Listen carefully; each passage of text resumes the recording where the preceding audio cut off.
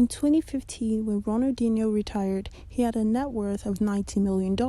He was paid $750K per year for a Coca-Cola deal, which he found a way to tell the world that he is just terrible at money and lost his deal due to his stupidity. He had a contract with Coke that stated whilst in public he was only to drink Coke. Just a couple months after, Ronaldinho instead promoted himself drinking Coke #1 competitor, Pepsi. As a result, Coke dropped him and stated the sponsorship had now become embarrassing. Also, Ronaldinho was now becoming terrible at football and had become more inclined in throwing wild parties than playing. He was scheduled to play against Man United, but instead partied in a bar till 3 a.m. He clearly had bigger plans than football. This was the last crazy thing he did. Ronaldinho was never really going to stop partying. He didn't care if he lost a career to it. He even negotiated a nightclub deal into his contract, allowing him to party at least 2 nights a week, which he broke because, who parties only 2 nights in a row? He needed more, and he even justified this move by stating, if you wanted me to play until 40, you should have banned all nightclubs, because I'm not a prisoner to anyone. Without a consistent balance of work life and partying, his failures started to show. He started experiencing constant injury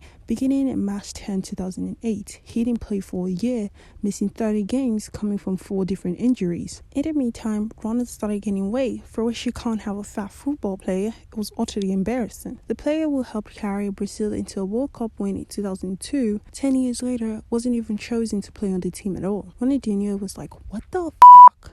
And he reduced weight and did all that shit. But this wasn't enough, yet again. Throughout 2013, Ronaldinho missed 24 games resulting from 2 different injuries. He wasn't even selected for Brazil 2014 World Cup, and by 2015, at the age of 35, Ronaldinho was flopping too hard to continue. He had signed an 18-month contract with Fluminense, but failed to score in 9 games and was ultimately let go. Even his fans were turning against him. He was clearly flopping, but he had $90 million so he could retire however he wanted and however he saw fit, which proved to be another challenge for him. Ronaldinho's brother confirmed his retirement, and Ronaldinho was seen at Russia's World Cup happier than ever, so this was a good thing. But behind the eyes, his life was slowly flopping again. Ronaldinho purchased 57 properties. One was a lake house in the riverside of Porto Alegre.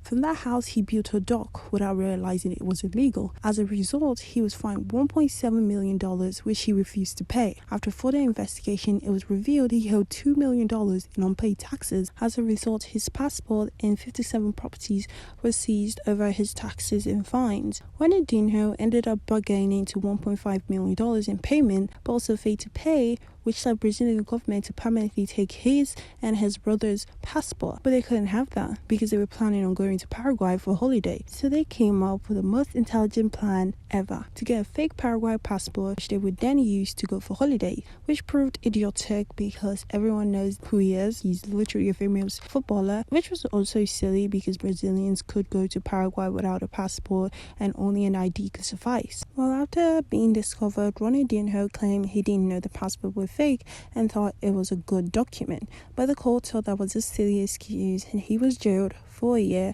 but ended up spending only half because the judge reconsidered and thought he possessed no criminal characteristics, and he was released with a $200 fine, which he had no hope of paying. The main reason him and his brother's passport was seized was because it was revealed that their bank account had a balance of $6.59, less than $7, so they were poor. Ronaldinho planned to rebrand himself by launching cryptocurrency named Ronaldinho's Soccer Coin Project, which garnered even less followers on IG, which also flopped. Shocker. Ronaldinho promoted other shady crypto projects, which gained him even more hate. Ronaldinho was now part of an alleged $61 million crypto scam. They used his image to promote a return of investment, and it was later discovered that the crypto was a scam. Ronaldinho was back at it with law enforcement. He then claimed he was never partnered with the company, and it used his image and his name without his authorization, arguing he was also a victim of the scam. He failed to attend his court hearings, and his involvement in the alleged crypto scam is left for opinions.